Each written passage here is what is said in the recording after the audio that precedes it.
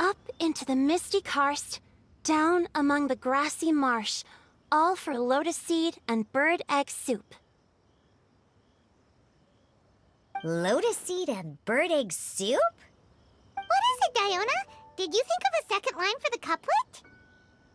No. Everyone's poems are so complicated. I need more time just to understand them. But when I heard lotus seed and bird egg soup, it made me think of berry and mint burst. Maybe because I mixed a similar drink recently. North beyond the Starfell Lake. South across the windswept plains. Just for berries squeezed and mint infused. No wonder everyone praises the traveler so highly. You answered so quickly. Both halves of this couplet require intimate knowledge of the terrain in question and the local plants that may be found there. The two of you are clearly both seasoned travelers. Does this mean I helped? Meowza!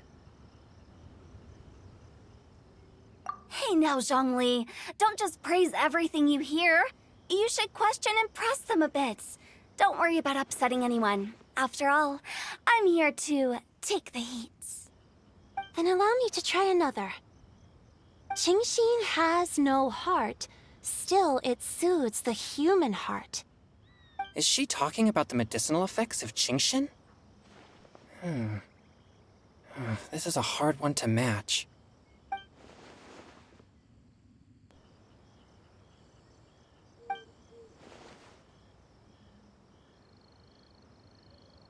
Sweet dream is no dream, yet it nurtures people's dreams. Sweet dream. Does that really match? Since the suitability of the match has been queried, I shall act according to the director's wishes and ask you, what is the link between Sweet Dream and Qingxin? Oh, you mean eating a delicious dessert before bed will make you sleep well, right? You're amazing!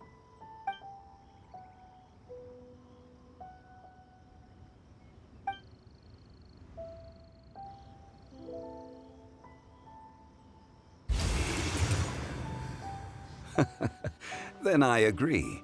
The two halves of the couplet match. This point is well deserved. Points for me, points for thee. This judge gives out points for free. But if you ask me, everyone's being a little too conventional so far. Let's push the envelope a little. Go nuts! Oh? In that case, why don't you finish this one for me, Hu Tao? Round moon in the heavens, full moon at night.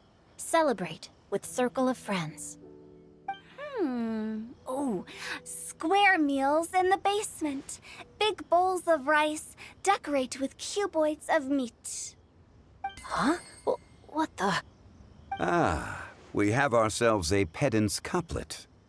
The two halves have no thematic connection, yet each word has its perfect parallel, meaning the two halves do form a cohesive whole. The strict pairings make this no easier to achieve than a thematically coherent couplet. Blah, blah, blah, blah, blah, blah, blah. So verbose. Zhongli, just tell me if I got a point or not. Of course you did. I presumed it went without saying. Ahem. Through Cheongji, I walked 100 miles. At Guili, I ended my march. In Dihua, the silver grass grows in two styles, but horsetails don't trot out the marsh. From vendors, I bought some 15 steaks. At dinner, I sizzled the lot. At pressure, the tenderloin cooks in 2 ticks, but 15 won't fit in the pot. Huh? So that's a pedant's couplet. I think she can do that too. I thought of one. Wolf hooks can't hook Baron Bunny. Aw, that's a cute couplet. Sweet flowers can't outsweet Sister Barbara. Huh? Now, that's the passion we like to see. Although, unfortunately, your response was technically 1 word too long. In that case, Whopper flowers can't whop Jumpy Dumpty. Oh, this monster's got talents. I'm so relieved I at least managed to get one. Nestling by a roaring fire, scent of tea wafts from the stove, reading through the heart of Clear Springs. Wow, Noelle came up with another one! Come on, match the couplet. Paimon knows you can do it. Do you really think Paimon has what it takes? Fine, Paimon will give it a whirl. Nestling by a roaring fire, scent of tea wafts from the stove, reading through the heart of Clear Springs. Seething in the pouring rain, sword of pain swipes at my foe, beating up the eye of the storm. What? Really? Yes, very good. The image of challenging powerful foes in the harshest of conditions seemed to manifest before my eyes, and it was perfectly juxtaposed against the atmosphere of leisurely reading with a cup of freshly brewed tea. Really? Maybe Paimon has a knack for this after all. It appears that my services as a judge are no longer needed.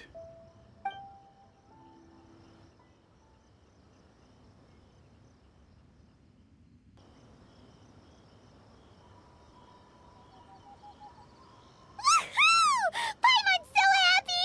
Paimon managed to match a bunch of couplets at the end. You did hear them all, right? I really enjoyed myself too. Oh, I never knew Liyue's couplet poetry was so much fun. You were amazing today, Noelle. You did so many couplets. Paimon especially liked your one about reading Heart of Clear Springs. Paimon never could have thought of that. Miss Kelly Roy, are you okay? You look like you're getting tired. Don't worry, I'm fine. Thanks for asking. Although, I do have a question I'd like to ask. Have all of you read Heart of Clear Springs? I haven't actually read it. My dad told me this story once. It's about a spring fairy and a young boy. Oh, yes. The story of a spring fairy who left her homeland and met a boy under the moonlight in a faraway land. The boy poured out his heart to her, and she listened to his stories. Over time, the boy grew up and began to develop feelings for the spring fairy. But the spring fairy didn't understand human love and was afraid that making a promise to him would ultimately end in tragedy. And so, I don't know if Diona's father mentioned the part about the kiss to her. In the end, the spring fairy left the boy and was never heard from again. Ah, yes, that's it.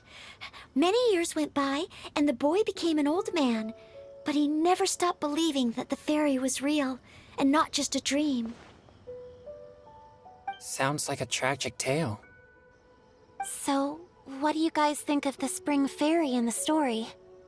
I'm sure she made her decision with the best of intentions, but the boy couldn't hope to understand why she left. It's a shame that the misunderstanding never got cleared up. Well, do you think she should go back and see that boy again, if she ever had another chance? Now? But isn't he an old man by the end of the story? Isn't it a bit late? What if it just led to more regrets? Oh, sorry. Oh, maybe I'm being too pessimistic. If Paimon was that boy... Actually, Paimon would definitely want to see the spring fairy again, no matter how old Paimon got. After all, she's the love of his life, right? I see. Oh? Looks like the party's still going strong over here. Are you coming up with more couplets? Need my help? Stick to hosting, Tone Deaf Bard. If you get involved, you'll only match every couplet yourself and not leave any for the rest of us. I never knew you had such a high opinion of my abilities, Paimon. But the couplet games are all over now.